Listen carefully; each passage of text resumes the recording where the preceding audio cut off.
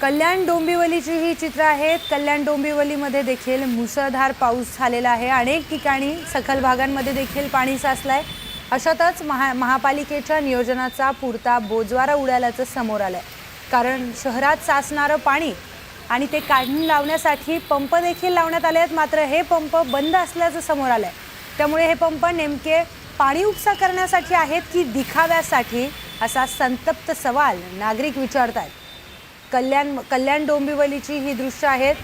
इथे अतिरिक्त जे पाणी रस्त्यावर साचलेलं आहे ते काढण्यासाठी पंप लावण्यात आलेले आहेत, मात्र हे पंप बंद असल्याचं चित्र समोर आलंय।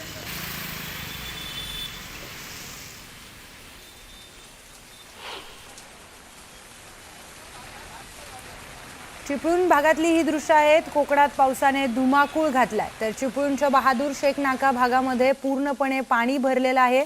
त्यामुळे चिपळूण कराड महामार्ग वाहतुकीसाठी बंद करण्यात आलाय। खेर्डी बाजारातही पाणी भरल्यामुळे दुकानदारांचं मोठ्या प्रमाणात नुकसान झालेलं आहे। चिपळूण भागातील ही दृश्य आपण बघतोय। रस्त्यावर कशा पद्धतीने पाणी साचलेलं आहे, त्यामुळे नागरिक या पाण्यातून कसाबसा आपली पायवाट काढत बाहेर पडतायत आणि दुकानांमध्ये देखील पाणी शिरलंय। त्यामुळे व्यापाऱ्यांची देखील तारांबळ उडाली आहे, त्यांचं देखील मोठं नुकसान झालेलं आहे।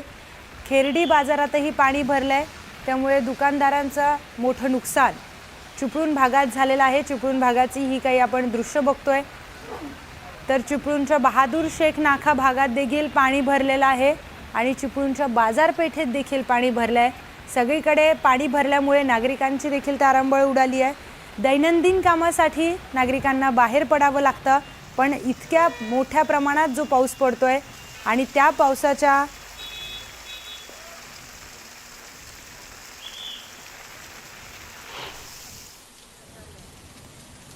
परभणी जिल्ह्यातील जिंतूर तालुक्यातील येलदरी धरणाच्या पाणलोट क्षेत्रामध्ये पाऊस पडलाय आणि पाऊस झाल्यानंतर सलग दुसऱ्या दिवशी धरणाचे 10ही दरवाजे उघडण्यात आलेत।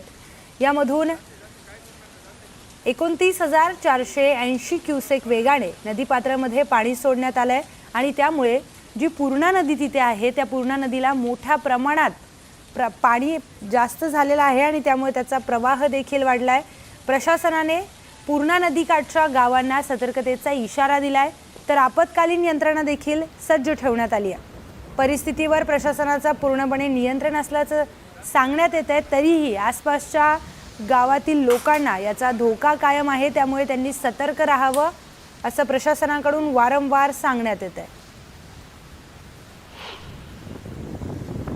तर मावळ आणि मुळशी तालुक्यातील 10 गावांना पिण्याचं आणि सिंचनाचं पाणी पुरवणारे कासारसाई धरण हे 97.33% भरले। त्यामुळे धरणाच्या पाणलोट क्षेत्रामध्ये पावसाचा जोर वाढल्यामुळे सांडव्यातून 560 क्युसेक पाण्याचा विसर्ग सुरू करण्यात आलाय। तसेच पावसाचा जोर कायम राहिला किंवा वाढला तर विसर्गाचं प्रमाण परिस्थितीनुसार कमी जास्त केलं जाणार असल्याचं देखील पाटबंधारे खात्याकडून सूचित करण्यात येत आहे। तरी मावळ मुळशी तालुक्यातील नदीकाठच्या नागरिकांना आवाहन करण्यात आलंय की कोणीही नदीपात्रात उतरू नये। जनावरे व साहित्य तात्काळ हलवावं आणि सखल भागात राहणाऱ्यांनी विशेष दक्षता घ्यावी। मावळ भागातील ही दृश्य आपण बघतोय। मोठ्या प्रमाणात इथेही पाऊस झालाय, त्यामुळे प्रशासनाकडून वारंवार काळजी घेण्याचं आवाहन करण्यात येत आहे। आपण जाऊयात तर मुंबई आणि उपनगरामध्ये मुसळधार पाऊस पडतोय। नागरिकांची तारांबळ उडालेली आहे। वेगवेगळ्या भागामध्ये नेमकी काय परिस्थिती आहे याचे सगळे अपडेट्स आमच्या सगळ्या प्रतिनिधींकडून आपण वेळोवेळी घेतोय।